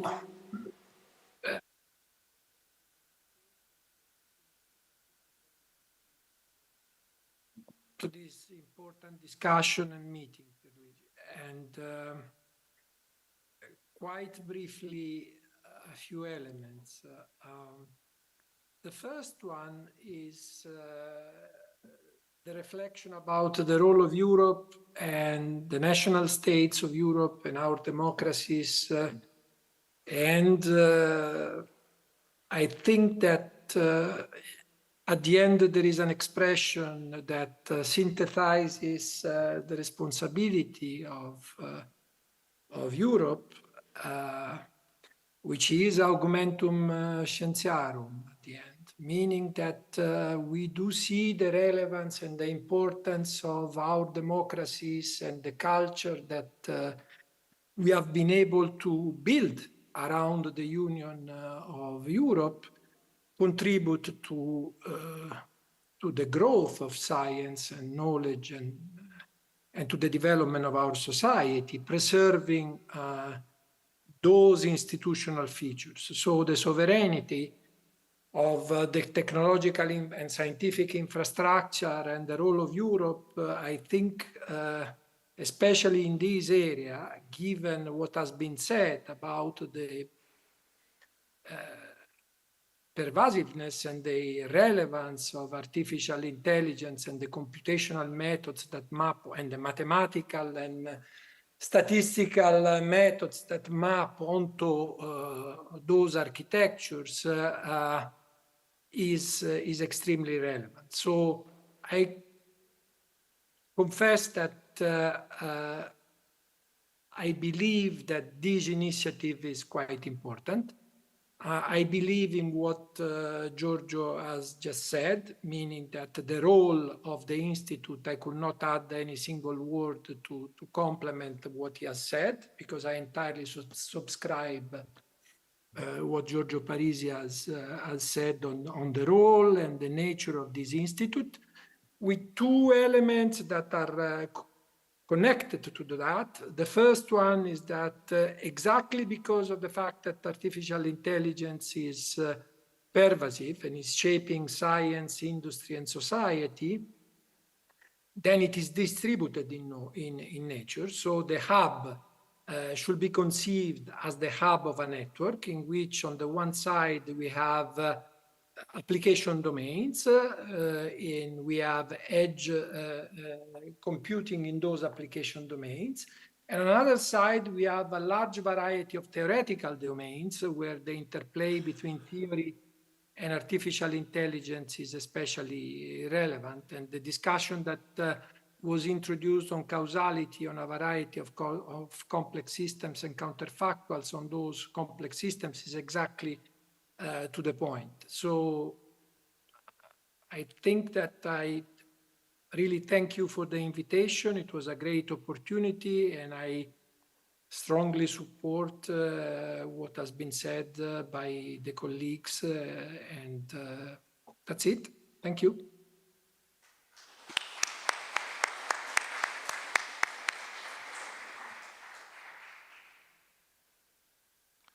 Other questions, observations, comments from the young people, from students, PhD students?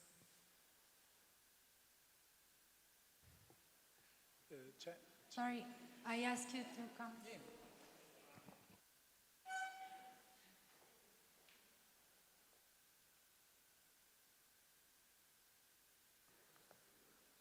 I'm not a student, obviously, and I'm not young. And I'm the chief executive. Silvio Angori. And I am the chief executive of a design house that is by the name of Pininfarina. It seems quite paradoxical that I'm here endorsing and supporting this initiative, because my company does creativity, and therefore why we should be supporting artificial intelligence. But it's a matter of survival for my companies and for several other companies just as mine. You see, big companies, big tech, they have lots of money that they can invest by themselves, and they can support initiatives. But small companies such as mine, that are the backbone of the 27 countries that make Europe, cannot invest those amount of money. They have to be supported, and they have to endorse and support initiatives such as this one. The center is going to be a theoretical center, right?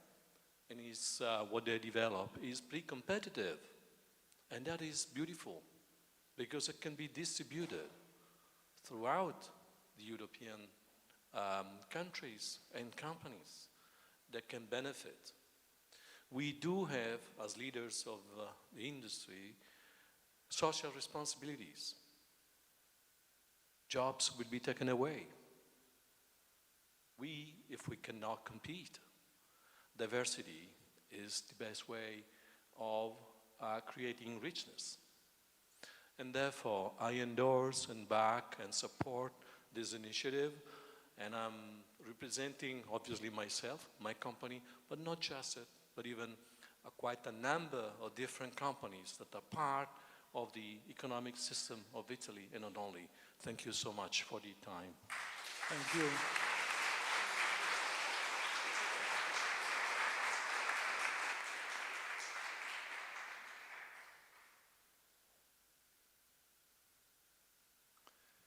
Coraggio.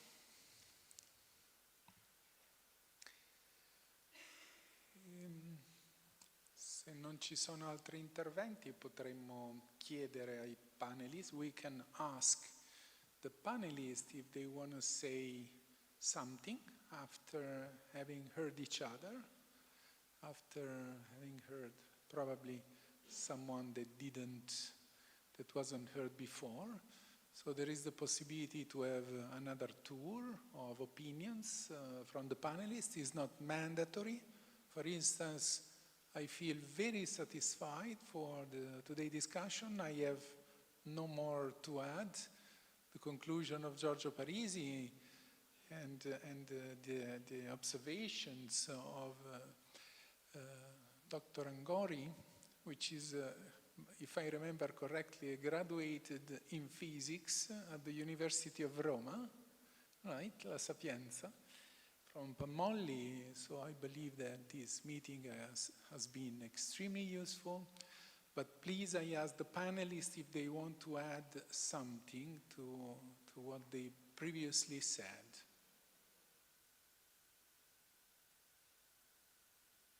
Giorgio?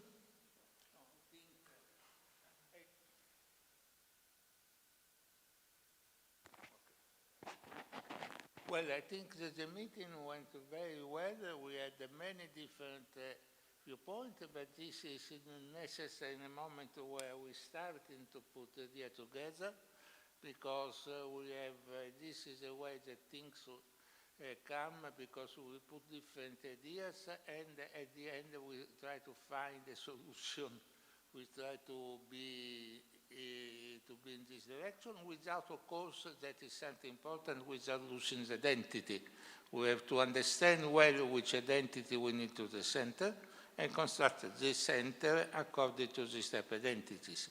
I think this is a starting point, and I think that this type of document, things that we are doing, is starting point for which we can speak with the constituency, with our government, the government of the European Union, also to industries, for different kind of industry, and Confindustria, and so on, and different countries, and move together in the right direction.